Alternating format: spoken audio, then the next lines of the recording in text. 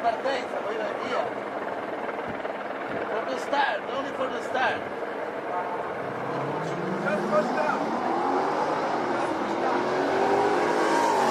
Hello everybody, and welcome to the Imola circuit, where you find more posers per square metre in the paddock than any other racetrack in the world. It's the 25th running of the San Marino Grand Prix on this wonderfully atmospheric circuit, named after Enzo and Dino Ferrari, whose Maranello headquarters is just a half-hour's drive away in the car. But I imagine that Maranello is going to be a bit of a gloomy place today, because despite coming here with a greatly improved chassis, engine and tyre package this weekend, both Ferrari drivers have had nightmares in qualifying. Michael Schumacher made a huge unforced error this morning in the second qualifying session. He lines up 13th on the grid, while teammate Rubens Barrichello could manage only 9th. So today is a day for the young pretenders to Schumacher's crown. There's Rubens Barrichello, as I mentioned, down in 9th place. But it's the young guns at the front that we will be paying our attention to, certainly to start with. Kimi Raikkonen, looking for his first win of the season. He starts on the front row of the grid in pole position with World Championship leader Fernando Alonso. There he is in the Renault alongside him. The feeling in the paddock after qualifying this morning is that Alonso has a little bit more fuel in his car, which is certainly going to be an advantage. If that is the case, he'll be able to run a lap or two longer in the first stint of the Grand Prix than Raikkonen. But Kimi seems to have the faster race car, particularly in the final stages of the Grand Prix. So it is impossible to call who is going to win this Grand Prix here this afternoon. And here's something else to think about. Jenson Button, he also has a great chance. He starts third on the grid today, but significantly, he has a brand new engine this weekend, whereas Raikkonen and Alonso in front of him are both on engines that have done the Bahrain Grand Prix in all that heat and all that sweat and that fuss. So at some point later in the Grand Prix, they're probably going to have to turn the engine revs down a little bit, whereas I'm told, my information is from Honda, that they have told Jenson to go for it. They reckon they can win this race. And I spoke to one or two technical directors. I said, how much are we talking about here if you have to turn the revs down on a car as opposed to not having to? And one or two of them said it's about half a second a lap in the closing stages of the Grand Prix. Now, that might well give Jenson Button a little bit of something to aim for in the final stage of this race if he's in contention. But it's really these three at the front. It's going to be very exciting, isn't it? It is. We heard that Renault was seriously considering changing Alonso's engine last night, so they are carrying that along and hoping and praying. I think, of course, Jenson's engine problems and along with Takuma Sato, they were very specific problems that they had with those Honda engines when they let go. So quite clearly it wasn't a rev issue. It's only 62% full throttle around here, but no doubt about it, top-end power makes a big difference. It's all about heavy acceleration, hard on the brakes, heavy acceleration all the way around the lap. Well, we had rain this morning at 7:30 while we were having our breakfast. It was raining here at Imola. It hasn't rained since. The track was slightly damp in parts for the 10 o'clock second qualifying session. It's warm outside. The track temperature is 28 degrees, the air temperature 19. One or two of the teams believe there's a chance of rain at 3 o'clock this afternoon, but standing outside, I'd have to say it feels bright, sunny on your back. It's not that likely. And there is Michael Schumacher. You see, just going out of your frame now amongst some fairly undistinguished company for him. A very strange, unforced error this morning in the second qualifying session puts Michael back there, and he'll be very frustrated because on the long runs in pre-practice it showed that the Ferrari is a much faster car than it's been in the first three races. Yeah, and I think it's got the best turn-in of any car out there. It looks on rails, certainly on fresh tyres. I think Michael ran a bit wide at the top at the Variante Alta, the high chicane. Probably got a bit of damp on his tyres up there, and then steamed into the braking zone for Ravazza, and we saw it being analysed earlier on in the show. Just locked the wheels up, locked them up badly.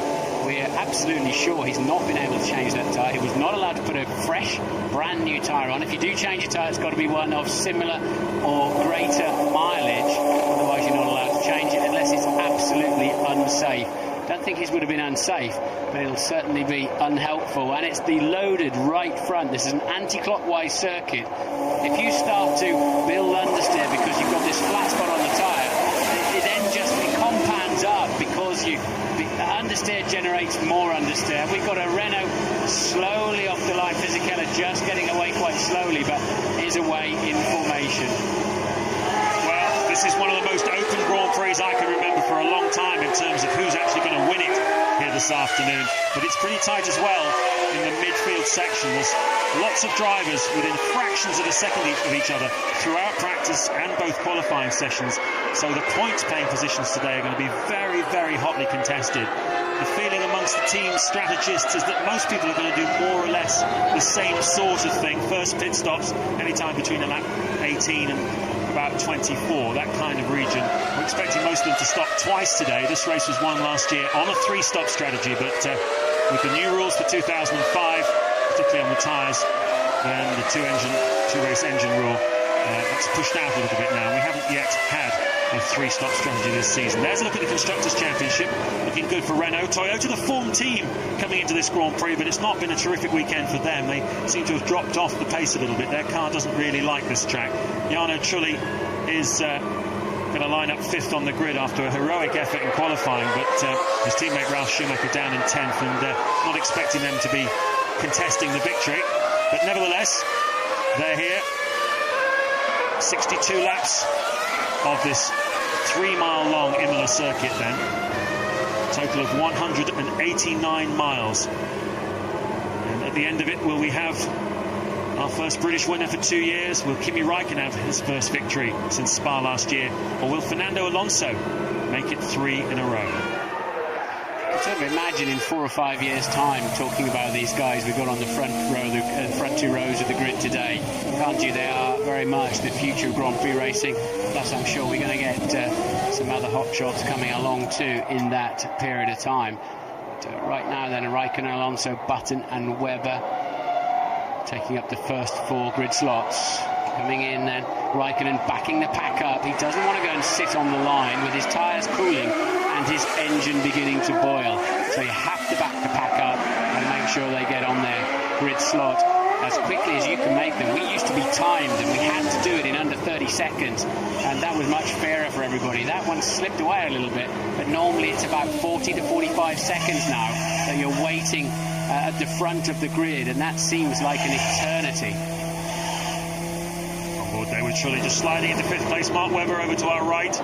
Terrific effort by him in the Williams. No one really expected him to be that far up the grid. He did a great job in qualifying. Alex Wurz in the 2nd McLaren, just behind Trulli on the grid. Juan Montoya is not here this weekend, still injured. Now you want to be on the left. The first left-hander is much shorter, of course. It goes immediately into a left-hand turn, this grid.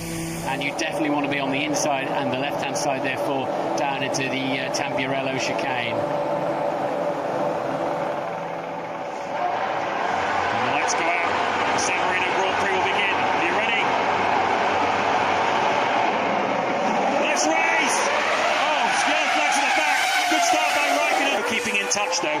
Button keeping in touch with Fernando Alonso at the end of the 2nd lap. And remember, Button is good here. He finished 2nd last year to Michael Schumacher, led the opening stint of the Grand Prix, and he started the race from pole position. This is one of the racetracks that he really loves, and he always goes well here. But a quick word for Trulli behind him. You can see holding on in 4th place. And as I was saying, it was a slow start to the weekend for Toyota. Not particularly happy with the car. Couldn't really find the grip in the slow and medium speed corners that they wanted. But on race day, Trulli is looking very racy. He's lapping the same pace as Button and Alonso in front of him.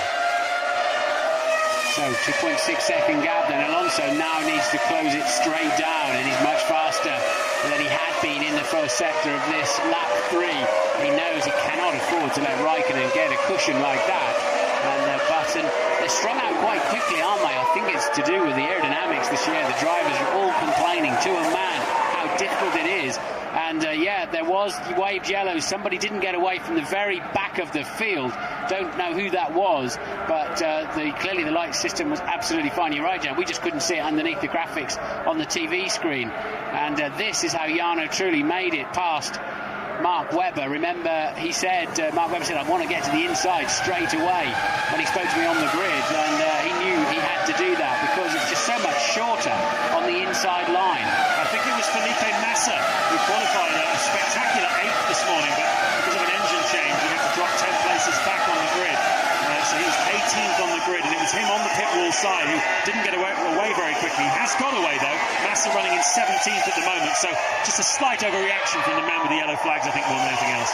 It was interesting, actually, to see Massa practicing his start going to the grid when they normally want to save the transmission and certainly save the fuel. So they were obviously expecting, after that engine change, that they had some kind of a setup problem with the clutch, probably the clutch bite point. Well, we're looking at the race leader, who's trying to build that lead, 2.7 seconds over Alonso at the end of the last lap. But a little bit further back in the battle for 12th place, we've got Ralf Schumacher, who is right into 10 seconds behind the race leader. But what's interesting here as we cut to look at Rubens Barrichello in 9th place is this track, it does get strung out very early on. I remember last year, the guys that qualified 4th and 5th, after the first round of pit stops, they were about 25, 26 seconds behind the race leader. It's very, very difficult to make up time here. Yes, but they seemed so much closer than this on outright lap performance. But remember, the heavy rain overnight, we've had a Porsche race with harder tyres and heavier cars. We've had the GP2 race won by Adam Carroll this morning, a completely harder and different tyres as well. And so these drivers are still trying to find out where the grip is. And, you know, some of them are going to have much better setups than others for what is a new track condition that's just 28 centigrade on the track, 19 ambient. So completely different conditions to what they've had the last 2 or 3 races, and even yesterday afternoon. Should just explain, GP2 is the new Formula 3000, if you like. It's the series below Formula 1. Some very promising young drivers in that. Adam Carroll won the race. Oh, and that's one of the Renault's gone off. Is that Alonso or is it Fisichella? It's Giancarlo Fisichella who's gone off. And we've got yellow flags from 11th place. Fisichella's not having a great time, is he? Here we are to see what happened. Oh, how's he going to lose that coming out of... That's strange. No, that's strange. Wow, you can't believe how easily the suspension breaks, can you? But I'm really not sure how he got over there. It's almost like he had a left rear puncture or something, because that is a very curious accident for Giancarlo Fisichella. It certainly is. It's not really going very well for him. He won from pole the Australian Grand Prix, but since then it's been downhill all the way. He's retired in Malaysia, retired in Bahrain, and here again, San Marino, he retires while his teammate leads the World Championship and is definitely getting the upper hand in the Renault squad at the moment. End of lap 6, just over 3 seconds to gap. Alonso pegged it on that last lap. That was his fastest lap of the race so far, and the first time in the race that he's been faster than Raikkonen on a single lap. Then Button is third, still being dropped by about a second a lap. Trulli fourth, Webber fifth, and Sato is in 6th place at the moment.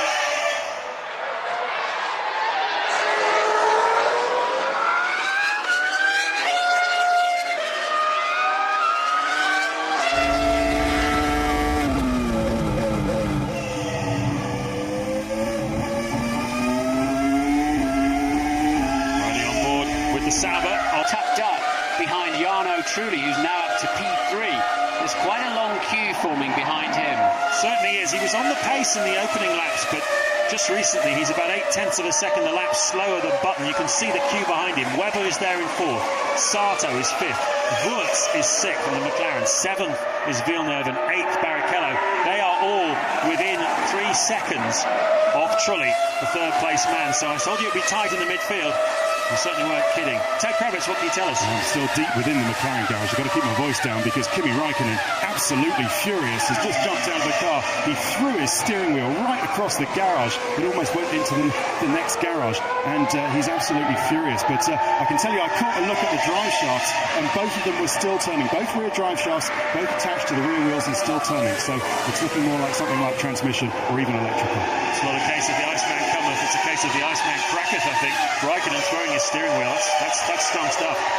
Yeah, but he's a young man that expects to win a number of world championships, and his chances are ebbing away. If you look at his points per start, his wins per start, poles per start and all that, he's better than his statistics look, and he knows that it's days like today where he's got the speed, got the skill, and it's been taken away from him. And a lot of frustration, and I can understand that fully.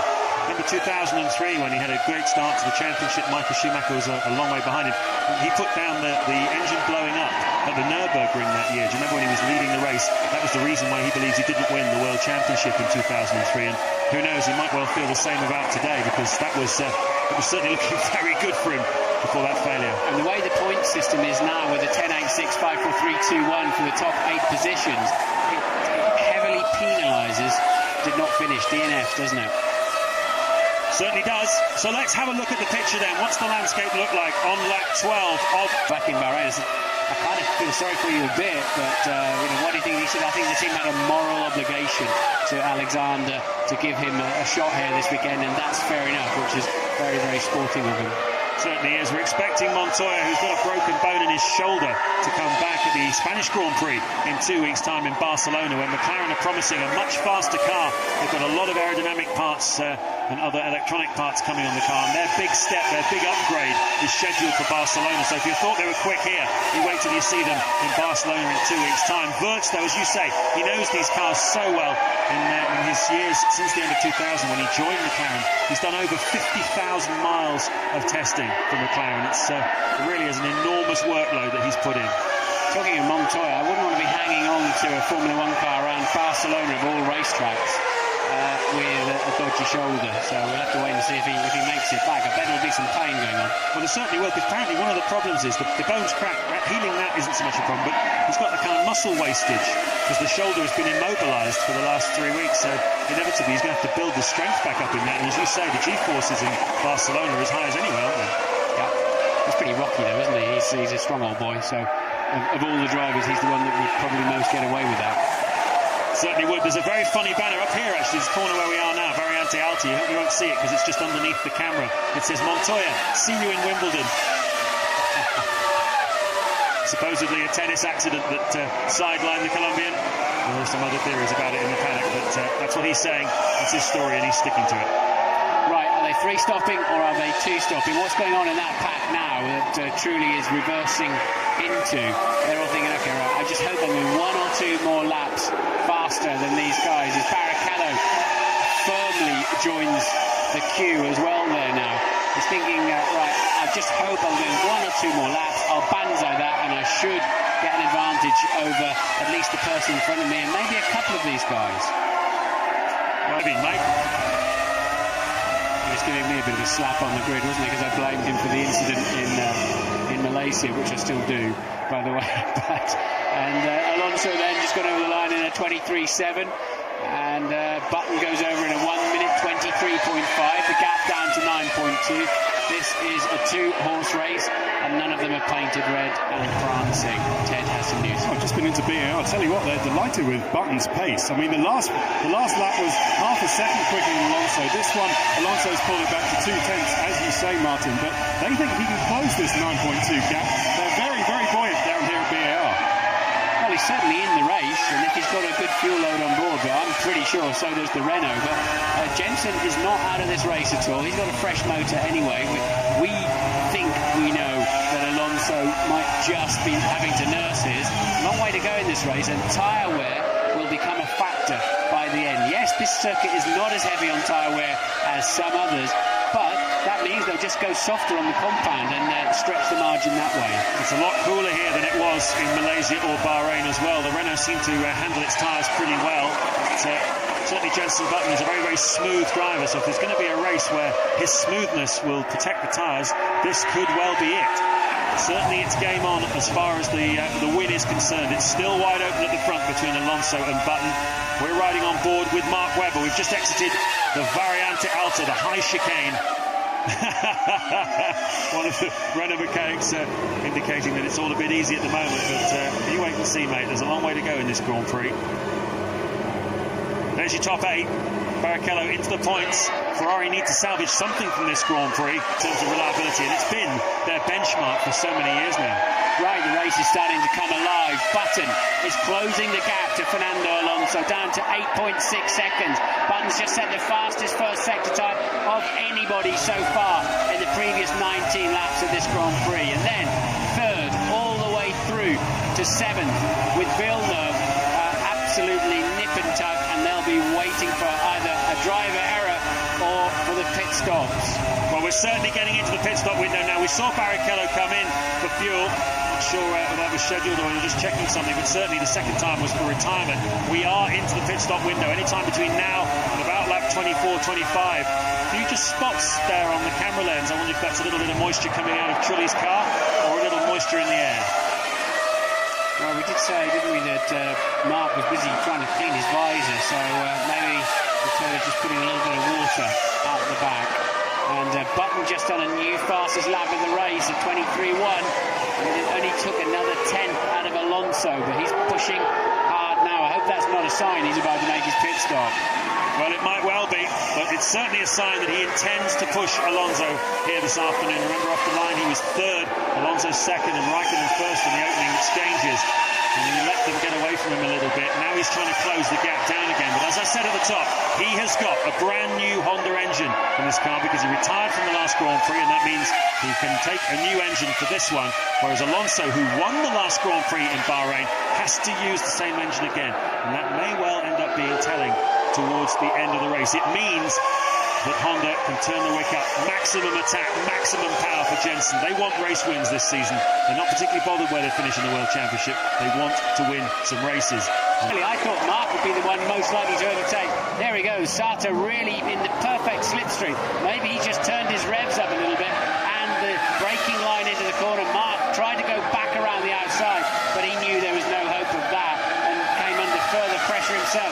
Sato then moves beautifully up to fourth place. Button does another new fastest lap of the Grand Prix.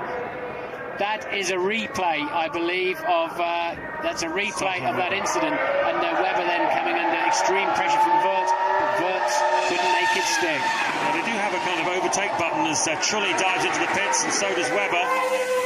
Sato released. They have an overtake button on the BAR Honda, so Sato obviously using a few more revs there just down the straight to get that slipstream on the Williams, who couldn't defend it.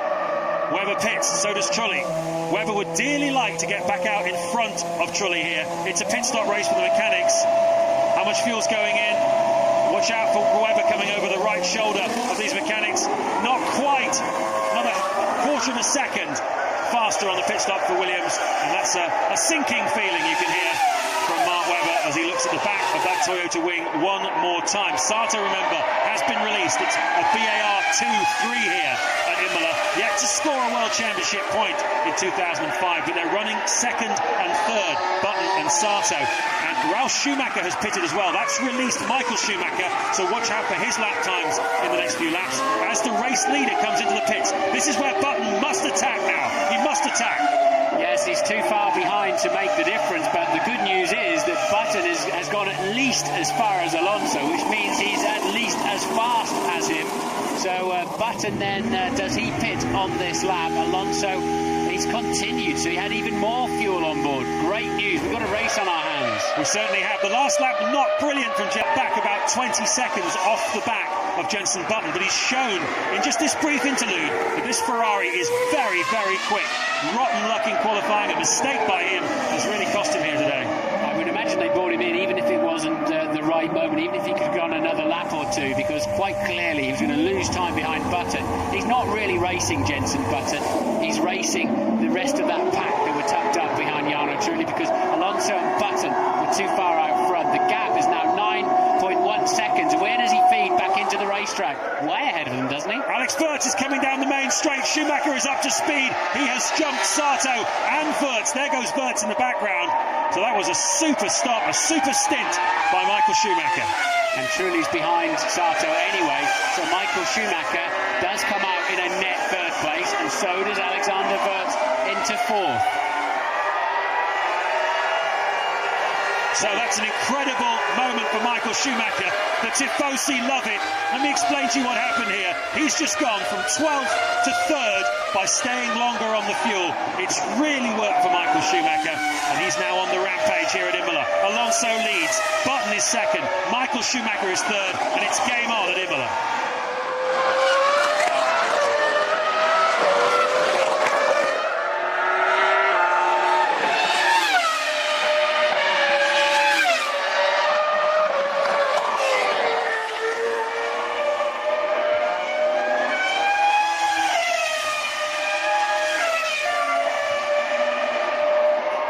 certainly a spectacular illustration of the advantage of being able to carry a little bit more fuel in second qualifying. If you can still get a lap time out of the car and get yourself a reasonable way up the grid, carrying the more fuel, you can see how many cars you can jump. That's because all those cars were so concertinaed together. It gave Schumacher an opportunity. He'll thank Jarno Trulli for that. Everybody backed up behind Trulli. Schumacher up to third then, 31 seconds behind race leader Alonso, but with an empty track in front of him and 34 laps in which to try and close down the gap to Jenson Button and Fernando Alonso. Button now 9.7 behind, as you can see, so just 22 seconds ahead of Michael Schumacher with 34 laps to go, and we'll be monitoring their lap times very closely. So what's Button lost? He's lost 3 seconds really since the final phase, hasn't he, of the first round before they refueled. And once again, on heavier tanks, he's quite a bit slower than Alonso. Sato will be scratching his head.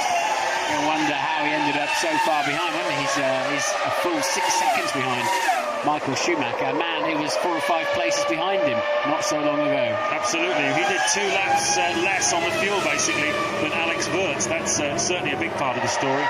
And he did 4 laps less than Michael Schumacher. It just shows you what an advantage it is if you can carry a bit more fuel in qualifying. There's Jensen, lapping in the mid 1 minute 24s. Michael Schumacher, though, that last lap, a 1:22.7 with a full load of fuel. Yeah, and I'll tell you what, he's only 20 seconds behind Jensen. If he carries on at that rate of knots, he will bring himself up to the back of at least Jensen, if not Alonso. Mesmerising pace for Michael Schumacher. He's just taken on a load of fuel and he's done a lap 1.7 seconds faster than the 2 guys leading this Grand Prix.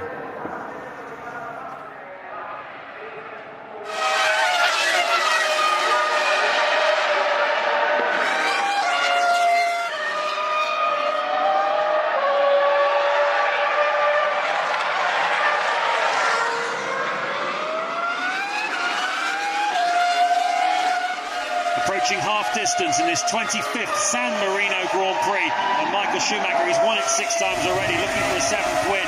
It was a tall order after he qualified down in 13th place, but as a result of brilliant pit strategy, he stayed out longer than most of his rivals and has gone from 12th up into 3rd place. He's got an empty track in front of him, and at the moment his last lap was a 1. This rate he will catch Button. It's going to be extraordinarily close at the end of this Grand Prix. Alonso leading Button by 10 seconds. 18 seconds behind Button at the moment is Michael Schumacher. That gap is evaporating here at Imola. This is for position. This is Villeneuve passing Webber. Webber makes a mistake. He on the way in, he just hangs onto the car, and Villeneuve takes over 7th place. Well, when Michael was about to make his pit stop, I said he was tucked up behind Button. They'll pull him in early. He's not really racing Button and Alonso. They're so far ahead. Well, we need to change that because the pace he's got, and we saw he put 9.5 seconds worth of fuel in a pit stop, which is every bit as much as anybody else. At this rate of knots, Michael Schumacher will come up and challenge definitely Button and maybe even Alonso at that kind of pace. That's unbelievable speed. 1:22.6 with a full load of fuel when Alonso's lapping in the low 1:24s. Absolutely astonishing pace from Michael Schumacher. He's keeping it going as well. He's 0.3 of a second faster than them in the first sector and another 0.7 faster in the second sector. So he's already a second faster than the 2 cars in front of him, just after 2 sectors on this lap. This is quite some running by Michael Schumacher here. Just give you a rundown then. Alonso leading, Button 2nd, Michael Schumacher 3rd, Wurz 4th, Sato 5th, Trulli is 6th, 7th is Villeneuve, having made that pass on Mark Webber. So Webber's slipped down then from 4th down to 8th over the course of the last 30 or so laps. A few mistakes here and there for Webber, one in front of Sato, another one in front of Villeneuve, costing him dear. And there was a chance of a podium here this afternoon for him. He's now got his teammate Nick Heidfeld behind him. There is Heidfeld with Ralf Schumacher just behind him. Look at that. Michael Schumacher was tucked up behind Ralf Schumacher before that first round of pit stops, and he is now 27 seconds in front of him. That's how much time he made up. But just shows you also the pain they have in the turbulence, doesn't it? I mean, we were commenting earlier on how he couldn't get within 3/4 of a second of his brother for 20 laps, and all of a sudden he's pulled out that kind of advantage. Slow-mo replay, don't know if this turns into a problem for Michael or just a demonstration of how much movement and how aggressive it is on the transmission, particularly when you launch across those curves with your foot buried on the throttle. He was thinking about the championship as well. It might well have taken Alonso out if they'd hit each other, but he had just as much to lose as Alonso did. An absolutely brilliant climax to a completely unpredictable Grand Prix here at Imola. Without doubt, the finest race of the season so far. 3 fingers up. That's a hat-trick for Fernando Alonso, and it'll not come under any more pressure than that. He made it stick. Just that time that Michael Schumacher took to get past Button, and he was lucky to get past Button in the end, who finishes 3rd, by the way. Burt's 4th, Sato 5th. Villeneuve was a minute behind the leaders. He's about to take a very, very solid 6th place. Trulli 7th, and Ralf Schumacher will be 8th. The 2 Toyotas then scoring points. But, wow, what a great drive. But he was just tiptoeing into Ribatza at the end, wasn't he? Really struggling. Everybody buzzing here at Imola. Fernando Alonso takes his 4th career victory, as Martin said, his 3rd in a row in the 2005 season. And, well, he'll be taking the World Championship lead and a hat-trick to the next Grand Prix in Barcelona in 2 weeks' time. But Formula One will be taking a crest of a wave into the next Grand Prix, because that was a thriller. Michael Schumacher, some consolation for him. He's now got 10 World Championship points to the 36 of Fernando Alonso, and it will be his 100th podium at the wheel of a Ferrari, which is a historic moment. We'll enjoy that podium in just a moment.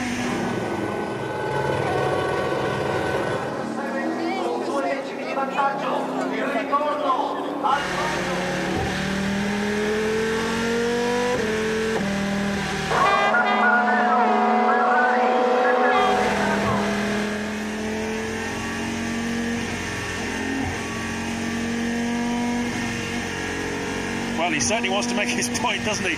He's had 3 fingers up in the air for, well, half a lap, really, at very low speed. And I think everyone is aware now that he's won 3 races in a row. Michael Schumacher, I wonder what he's thinking. No wonder the Ferrari people were kicking themselves after he made that mistake in qualifying. They had a very quick car here this weekend.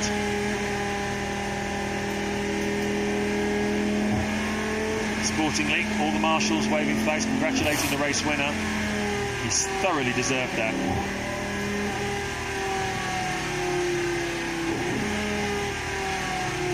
What the crowds are going to be like in Barcelona for the next Grand Prix. It's going to be absolutely crazy. Yeah, it'll be very difficult to get in and out. I think I might pitch a tent on the inside, because there'll be no getting in and no getting out at the end of it all. There you can see a rundown of the top 10. What about Mark Webber? 4th on the grid, and in the early stages ends up finishing out of the points, both the Williams, and behind teammate Heidfeld. A couple of mistakes from Webber we saw along the way. Liuzzi, on his Grand Prix debut, finishes with a car between himself and his experienced teammate David Coulthard. He'll be very pleased with that. The Red Bull Racing cars really not at the races this weekend. Everybody else seems to have taken a step forward. How about the Toyotas? Well, once again, both of them in the points. Trulli 7th, Ralf Schumacher in 8th place. And here another look at that last chicane, the pass that never was.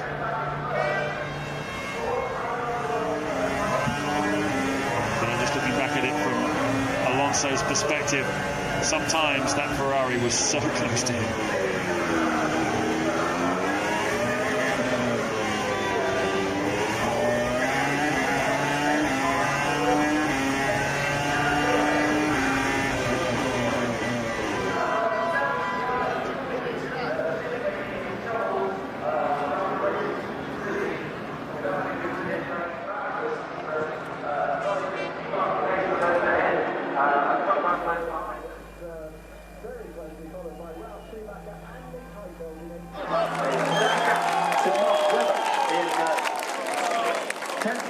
Who had Antonio Liuzzi right up behind him at the end. A great drive on his debut from Liuzzi.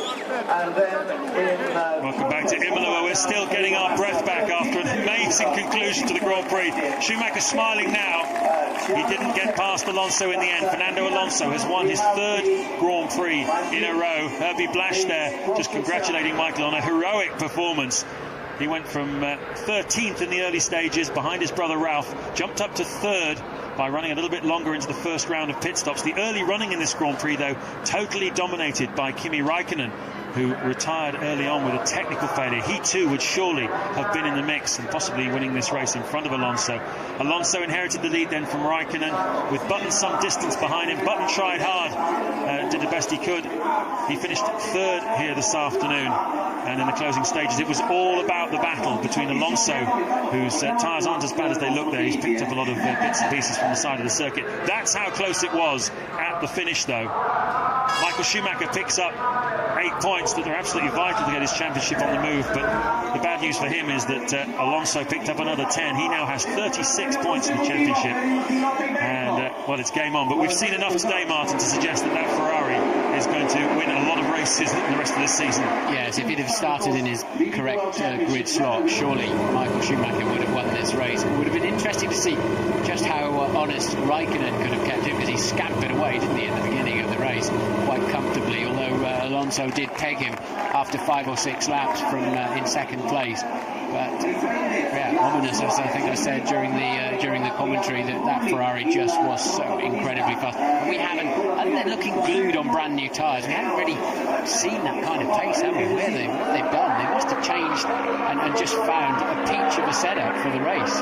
Well, this has always been a good track for them, but at times, that magical time in the middle of the race when Schumacher was making that jump, as all the cars in a train behind Jarno Trulli, who was third at the time, there's a whole bunch of them all stacked up in midfield, and Schumacher passed a lot of them as they all came in for their pit stop. He was going 2 seconds a lap faster than Alonso and Button during that phase of the Grand Prix. If Mark Webber had some kind of problem, he did fall down the field and ended up a dozen seconds behind Heidfeld. So Alonso then, he's had a third, first, and now this.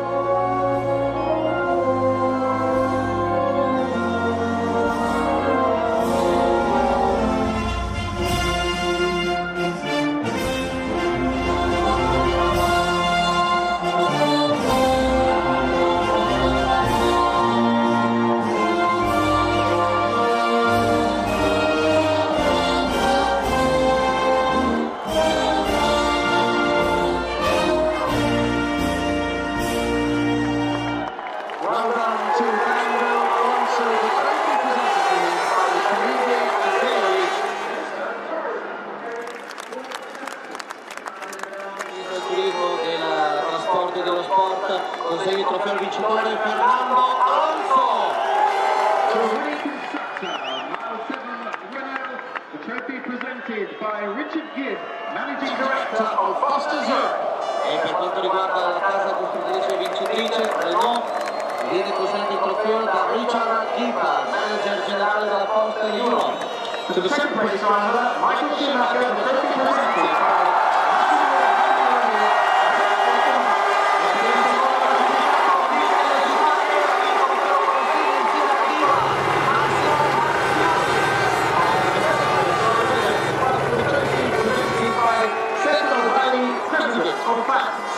e per il terzo classificato Jenson